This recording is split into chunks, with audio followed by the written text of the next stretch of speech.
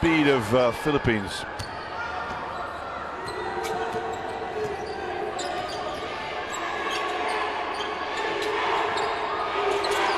Two and a half minutes remaining. Joe Ping and the miss, and Gilas soars high to bring it down. Sure, Ping's had 2 good looks, Jeff. Foul here from Yu. He's trying to deny the ball to Terrence Romeo.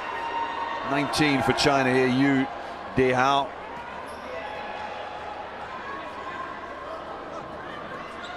Now they've got another shooter in Matt Wright. Jeff, they're going to get the ball to Romeo, and he's going to dance the dance with the young 19, number 19 for China. Here we go. Yu. Now they've switched on this one. Wu's got him. Back to Wu now. Now a little bit of a shimmy, and now the three. That is just electric. This is quite possibly the best performance we've seen. Really. Put him in the cooking pot. Let's see what's for lunch. And Joe has it taken away by guess who? Romeo. And Castro hustles down, maybe in a little bit too much of a rush. Here we go, here we go. Let's dance the dance now. He's got 25. Let's go to work. He's white hot. He's Terrence Romeo. He says, I'm going to turn this one over. And then William hustles back. Castro, Jason Castro-William. It's a 5-point lead for the Philippines. That was a big stop by China. And Romeo just forgot he'd made all the jump shots previous to that. This little fadeaway, son. Gonna give him a break now. Gonna cool him down a bit. I just wonder, is that the right decision? Yeah, he'll be back. Another 20 seconds, get him back in there. No one's a good defender. I like the way he plays. Gives him some more length. Yeah, exactly right. Because China have downsized. And still, Wu gets an opening, and Matt Wright goes up for the rebound. They missed 3 big jump shots, China, and they're going to pay the price for it.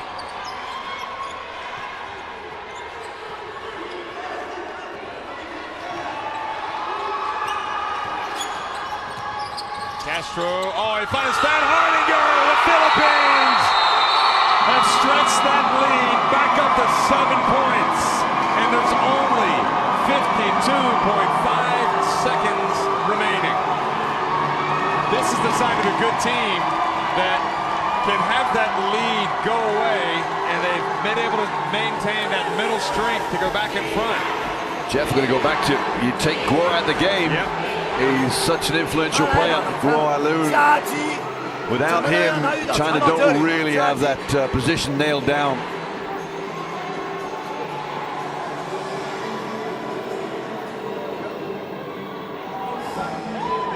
Oh, how Guo would like to be out there, but look at the Filipinos in the house, back in their team. And anytime you beat China, it's a big deal in Asia. They are on the cusp of very impressive and important win, perhaps. The grand scheme of things, pressure eases a bit. The Philippines gain a little bit of confidence. And who knows? Still 52.5 seconds to go.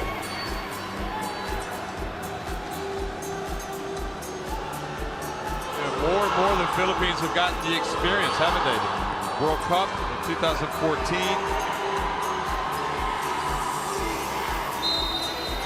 They played those tough games in China 2 years ago.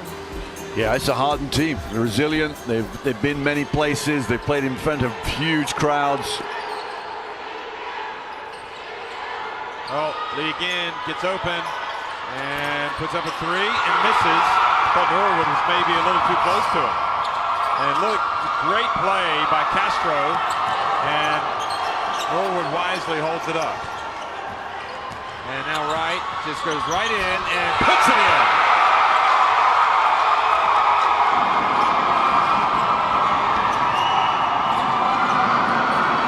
And the rejection this time, Lee in, swatted from behind the arc. Well, say what you want to about Gilas Filipinas, but they've come out today and they are going to get an impressive result against the Far East Giants. It's not going to win them anything, but it's going to bolster their pride for sure. Here's Castro. And that is how it finishes. And you can see a little bit of bad blood stirring up between these teams. I wonder if we're going to see shake hands after. 96-87, the Philippines beat China. Yeah, well, what a great game. And, you know, all credit to the Philippines. They deserved it. They got out to a big lead. China pegged them back with some wonderful work from Guo Lun. There you see his stats there.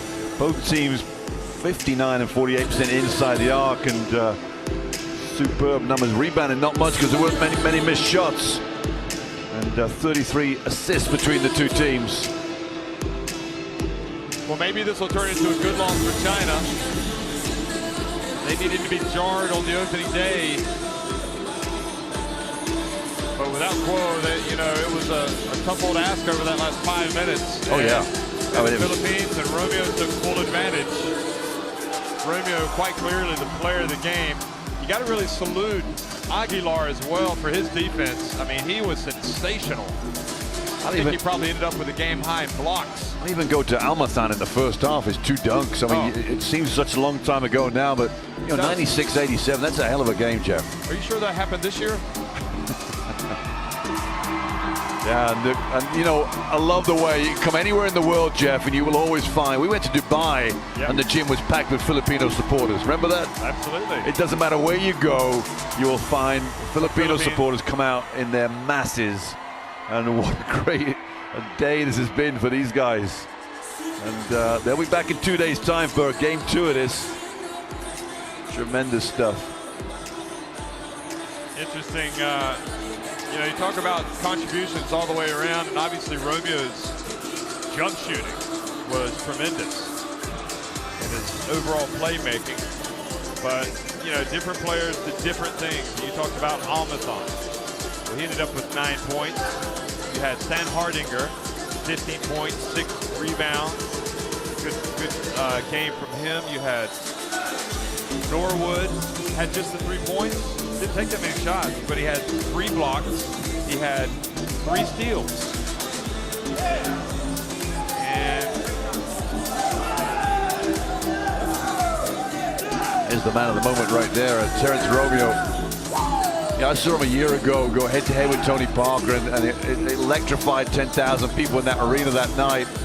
And you know, he didn't back down from Tony Parker. It was just a great battle, one-on-one, of 2 guards going at each other. Obviously, Tony Parker is Tony Parker, the supreme legend, but it was fun to watch.